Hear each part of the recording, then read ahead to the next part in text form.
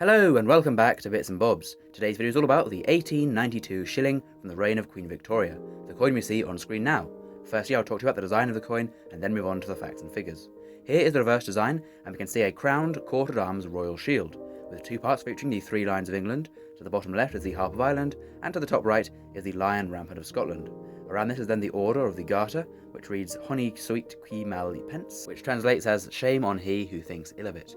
And then the date, 1892, the year it was struck, is below this at the bottom. And then we can see on the rim all the little teeth, milling or beads, there to prevent the coin from being clipped and ensure that no silver content is stolen or shaved off of this coin, which is of course illegal to do.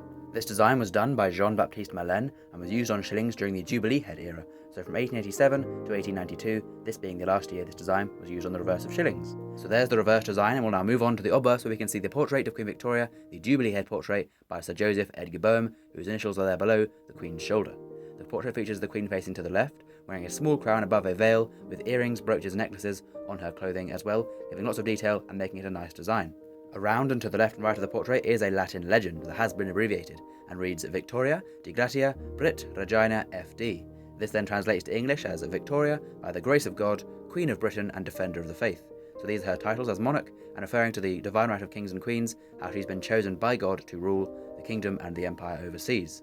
And then once again we can see little teeth, milling or beads, all around the rim again to prevent the coin from being clipped. So there's the design, and we'll now move on to the facts and figures of the 1892 shilling. The coin was minted at the Tower Hill Mint in London, where the Royal Mint was based between 1810 and 1975. The coin is composed of 0.925 silver. This is 92.5% pure silver, or known as sterling silver, and was the standard composition for all silver coins before 1920, when they were debased down to 50% silver. The weight of the coin is 5.65 grams and was unchanged since 1816. And as well, set that year was the diameter at 23mm, again unchanged since 1816, making it an average size coin, with some coins bigger and some coins smaller in circulation. The mintage of the 1892 shilling is 4,591,622. There's an average mintage, not extremely common, but by no means rare at all, an average mintage for the time. A shilling coin is a 12 pence piece. This is of course 1 shilling, and that was 1/20th of a pound, as there were 20 shillings to the pound under the pre-decimal monetary system. And back in 1892, when the coin was made, 1 shilling was equal to £8.13 today, so not too dissimilar to having a £10 note today, or a shilling back then, roughly similar buying powers, similar values within change of circulation.